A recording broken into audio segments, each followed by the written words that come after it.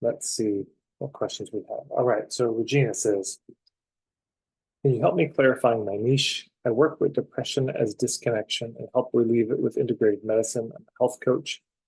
I'd love to get your insight on where I most need to focus. Okay, well, let's see what we can do. Regina, hello. Hi. Regina, where are you based? So it's Regina, and I'm in Chattanooga, Tennessee. Regina. Okay, in Chattanooga, Mhm. Tennessee. All right. How's the weather there today? It's quite beautiful. I'm literally right by the river. So, Beautiful. Okay, so depression as disconnection. So what do you mean by that? so what I'm trying to get to is the idea of like the diagnostic label fitting funky. So it's like, I don't want to be a pill person, or like, oh, I tried therapy, didn't work, or I want to do this in addition to therapy. So it's that holistic approach to this thing that we've labeled a disease, Mhm. and looking at disconnection from your body, from your place, from people, from source, and from hope is kind of the framework I've made. That's beautiful. Thank you. I'm glad you got the dark shirt and hat memo. We're matching. It's a good start. Okay, so the diagnosis is that the root cause of depression is disconnection from those things. Mhm. And well, you work online or locally or what's the story? I've been virtual up to this point, and then I've moved to my city about a year ago, and so I'm working into being more local. Which do you want to focus on today, the local or the online? I'd like to strengthen my online. Mm. I said that, and then I was like, no, I want to know more about local. So, what do you have any recommendations or Let's just talk whatever? local. Okay. Local's a bit easier. Part of this, when we're looking at niching, I call this the inverse law of geography, meaning the broader the geographic range that you are trying to reach, the narrower your niche will have to be. Mhm. If you're trying to reach the whole world, your niche just has to be so tight. But if it's local, if you're in Chattanooga, Tennessee, it can be a lot broader. Um, if I do nonviolent communication classes online, I mean, there's just hundreds and hundreds of people teaching that, but I might be the only person in my town. So it's a Yeah. much easier lift. So, people focused on depression online. I mean, you'd never get to the bottom of it, but locally, you could get to the bottom of it. Okay, but it's also, this isn't just depression. This is, it's people who don't want to be on pharmaceuticals. They've maybe tried some kind of talk therapy and it's had limited success. So there are people who've already tried something. And this is a good question for everyone is just what have your ideal clients already tried before they reach you? Because that's part of their experience. Yeah, what do they want to avoid? Oh, I don't want to do it without pharmaceuticals. Great. So to me, that's probably already pretty good. Have you seen my webinar, the ideal client webinar? I don't think so. If you go to marketingforhippies.com/webinars, you'll see it, the ideal client webinar, Okay. $25 right now. I'd recommend picking it up because it goes over, and also if you just search on YouTube, Tad Hargrave, 5 levels of your ideal client, you'll get like a 10-minute version of it. But there are 5 levels of your ideal client. I'll just go over it briefly for everyone. And again, you can all for free watch that video, or you can check out the webinar, which I think is really good. The 5 levels are this. And you can think of them, each one is, I'm starting with the bullseye and then we're working our way out. So less points for each. The bullseye is what's the issue? What's the symptom? What's the problem? What are they craving? That's the bullseye. Mhm. Um, and so depression, right? The next step on that is for your ideal client, there's a moment, I call this, and you can also find this for free on YouTube. Just search Tad Hargrave 3 columns exercise. So column 1 is it's too soon, Yeah. right? Then it's perfect moment, then it's too late. So it's good to just hone, okay, so yes, we know they have depression, but when's the sweet spot to appear? Also, for any of you, okay, well, anyway, that's level 1. That's really key, and it's important that it's urgent for them.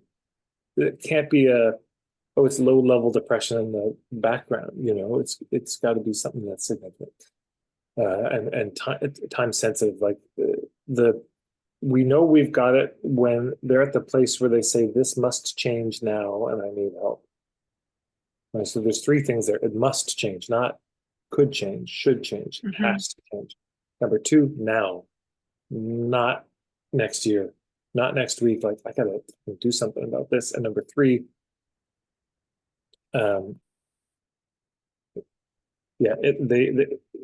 it's important that they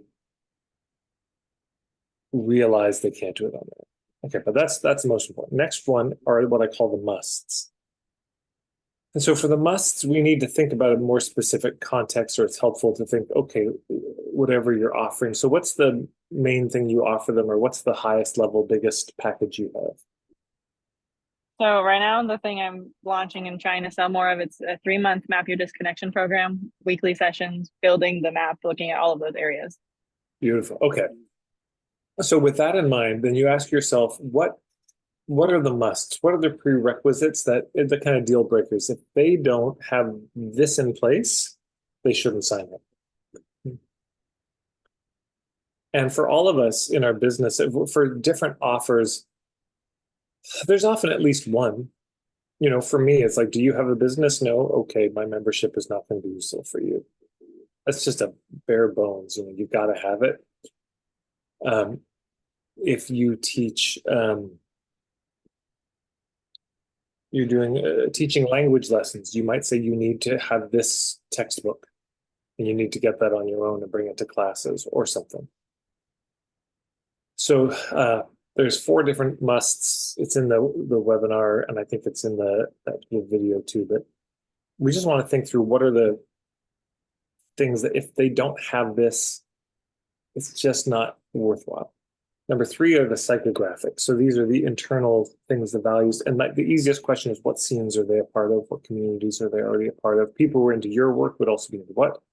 And really thinking that through, because there's a big difference between people who are depressed versus people who are depressed and don't want to be on meds and want a holistic approach, and people who are depressed, don't want to be on meds, want a holistic approach, and who are also into the following things. And this is a useful exercise for everyone. I was doing a workshop with storytellers in Scotland on marketing, like you do. And I had them do Venn diagrams. I said, you're all combining different worlds. So one of these circles in your Venn diagram is storytelling. I said, but what are the other worlds you're bringing in? And some of them it was nature connection, some of them it was trauma, some of them it was queer stuff, some of them there was a bunch of things. But everyone had their own Venn diagram. There were no same Venn diagrams. So this comes from the psychographics a lot. Like I'm bringing these worlds together. It's this kind of integrative medicine, but mixed with this. And that's what we bring together. So those 5 levels that you laid out, disconnections, that's a great Venn diagram too. It could be. So the next level are the demographics. Those are the externally verifiable things. So, for some people, it's like I work with people in this age range and no one else. Or I work with men, I work with women, I work with people who have this kind of income, I work with people from this ethnic background. There's all sorts of external things. Not the most important. People overplay this one, but it sometimes has utility. And the 5th one is, what are the qualities you want? The least important. I mean, if you never get to this, your life will be complete. But it's just, are they kind? Are they responsible? And there's ways to articulate that better. But this is what we're going for. So the clearer we can be about all those things, it takes it from just depression to more narrow, and then you put it out and people get it. But let's just talk about some strategies for local. The biggest thing I recommend on local, okay, so in general, hubs is the thing. You want to find, okay, could you close the door? Just in general in marketing, the way we reach new clients is through hubs, meaning the people or places where your ideal clients are already connected. And so it's a good question for everyone to ask yourself, okay, my people, they're not just probably going to me, they may be spending their money, their time, their attention in other places to solve the problem. So there might be herbalists, there might be meditation classes, there might be yoga classes, there might be other mental health resources, there might be fitness clubs, exercise, there might be, etc. There might be certain healthy restaurants where those kind of people might be going to eat anyways. And we start to make a list of those things. And so this is just generally true, but here's the local version of it. And I hope all of you will consider having some local arm of your business, because everything's online, so you get an advantage of just being in town. Okay, but I would make a list. I would think, okay, who are all the people that do complementary things to what I do? It's not the exact same, but it's complementary, who also maybe have a focus on depression. And you make a list and you just start to ask around. Like, hey, in Chattanooga and surrounding areas, who's kind of doing interesting work around depression? You start to map it out. And then you host what I call a hubs gathering, where you bring them all together. And that is funny that I'm saying this because today we're doing this. My friend Dougie Mackay is in town, storyteller from Scotland. And I thought, well, if he comes back, it'd be nice for him to meet some of the local hubs. So we're hosting a gathering. There'll be about 15 people coming here. But you bring them together. You say, hey, look, we all work with people who are struggling with depression. We all have these different interesting angles and modalities. And I don't do everything. I'm not a yoga teacher. I'm not a meditation teacher. And it just seemed like we should meet each other because I probably have to refer out. Sometimes you probably do too. And I thought it'd be good for us to all connect and meet each other. So you just host it, no more than 25 people. And the format is just really low key. It's just you get together, everyone gets a minute or two to introduce themselves, no more than an hour in a circle of introductions. And then you just hang out. That's it. But what happens is at the end of that circle, you've got a list of the names and you're circling the names of the people you really want to connect with. And you will know for sure by the end who you want to connect with and who you want to make sure you don't invite again. So you'll have that list. And then it's the most organic, natural thing in the world. You go up to them at the end and you say, hey, we should go for coffee. And I promise you, they'll say, I was thinking the same thing. Yeah, that'd be great. So that kind of hubs gathering, you could do that once a quarter. And you just keep, and then, you can have a little form they fill out and you say, who else should we invite? Who should be at the next one? And make it your business to really understand everyone who works around the field of depression, or more broadly, mental health in that area, who you think you might resonate with and would resonate with each other. And you bring them together once a quarter. Within a year, you are absolutely the most connected person in the area. And what happens is everybody remembers you. They will not remember everybody else in that circle, but they'll all remember you because you were the host without any you big look at me and how great I am. You just introduce yourself like everybody else. But then you get all these hubs knowing who you are, knowing what you do, and they become a source of referrals. You can also just do this one-on-one. If you're just so introverted, you're like that, I can't bear the thought. Then you could just go for coffee one-on-one. But I mean, consider if once a week you met with a hub just over coffee and you just say, yeah, tell me about your work. And you ask them, who's your ideal client? Like if I was going to refer somebody to you, who's a home run? What's your dream kind of client? First of all, as you learn that, you could become a source of referrals for them, which they'll be grateful for. But also they almost guarantee they will then ask you, what about you? Who's your ideal client? Now you've got a hub and 50 hubs by the end of the year if you do it once a week. I mean, you can get active. You could do one a day if you were really keen. But you see how it goes. By the end of the year, you just know everybody. And then every person you talk to, you also say, who else should I talk to? Who else is doing stuff? And everyone will give you 2 or 3 names. Everyone knows somebody. And then there's a certain point where you're not getting any new names. Why? Because you've already met them, you already know them. So that's the thing I'd most recommend. And then if you can give them some gift that they can pass on to their clients, like, hey, I've got this little starter kit, or I do a free half hour, and maybe you don't do it generally, but it's like, look, if you got somebody you think I could help, I'm happy to give them a free half hour just to talk to see if it's a fit. But you give them some very easy next step. The other thing I would highly recommend doing locally, but this is also online. And let me just grab this and throw this in the chat. Bradley Morris, a colleague of mine, and myself are doing a workshop on, it's mostly him actually leading it, but doing signature workshops. So here's the link to this is a 6-week program, 12-week program on signature workshops. And we also are doing 6 free workshops in the lead up to it. So feel free to check this out as well. The 2 links there. So signature-workshop. So it's Magic Media, MAJIK media.com/signature-workshop or magicmedia.com/signature-events. For most of you, if there's one piece I could give you, if you're a service provider, and I imagine most of you are, the single most useful tactic I can give you is to do a signature workshop. Nothing seems to work better for a service provider than just getting in front of people and talking about what you do and your approach. It's the best thing I've ever seen after 20 years. So anyways, we're doing this course on how to design that and tour that. But here's this down and dirty, the very simple version. So you basically come up with an hour-long presentation that you repeat. This is important. This is not a different theme, a different topic every month. But once a month or once a quarter, you do a workshop on like natural approaches to depression, or depression as disconnection, whatever you want to call it. Yeah. So I've done it twice. It's Depression as Disconnection 101. And I'm trying to do it 2 times a month. And I'm signed up for that workshop. Awesome. Yeah, great.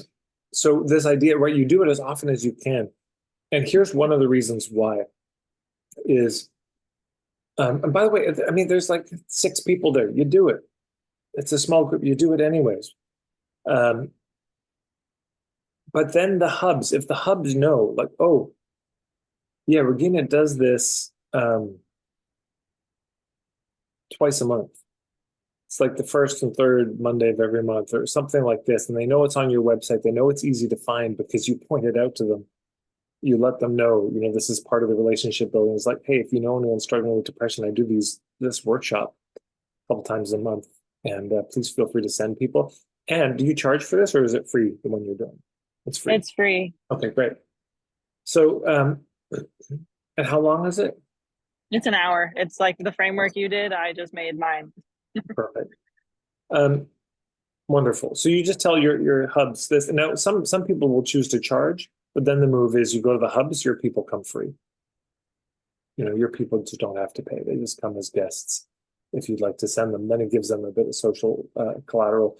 But just even knowing about this workshop, saying like, hey, you know what you need? Regina's got this thing. I think you would love her approach. Go check it. It's an hour long. No, no big trouble. No pressure at all. And then they go. And of course, then what starts to happen is they go and they have a great experience. They say, wow, what a fantastic workshop. And you can sometimes even ask at the workshops, like, if somebody sent you here and you liked it, please tell them. Please report back that you enjoyed the workshop. If you didn't like it, zip it. Nobody likes a whiner. Okay. But you can encourage it. But it happens anyways. They go back for another session and they say, oh, hey, remember the workshop, the woman, Regina? Yeah, I went. How was it? It was great. So then the hubs start to hear it. They get this positive feedback loop, which encourages them to send you more people. The other thing is, when you're doing this in the sign up form, I would make sure have a little, how did you hear about this? Like, from whom did you hear about it? And send little thank you notes every time, especially in the early days. This is surprisingly important. Let's say you do a workshop and like, man, 3 of the people came from Dave, the chiropractor. So you send an email to Dave. It's like, hey, Jimmy, Johnny, and Jane all came from you. Thank you so much. I'm so grateful. That little email makes it 10 times more likely they're going to refer again. Yeah. Mm-hmm. So it's just little subtleties like this. So that's what I would recommend. It sounds like you're already on track. You're already doing great. Yeah, and the basics for those that were not familiar with the signature workshop format. This is from Bradley, and I agree with it. Basically, 4 elements to it. First, you just tell your story. Here's why I'm standing in front of you talking about this thing. Second, here's my point of view. This is my philosophy, my diagnosis on the whole thing. And third, um, here's here's an experience, kind of visceral, aha, wow, mind bomb kind of moment or two, and then here's what I've got afterwards. Yeah, and it's kind of the patented, low pressure cell.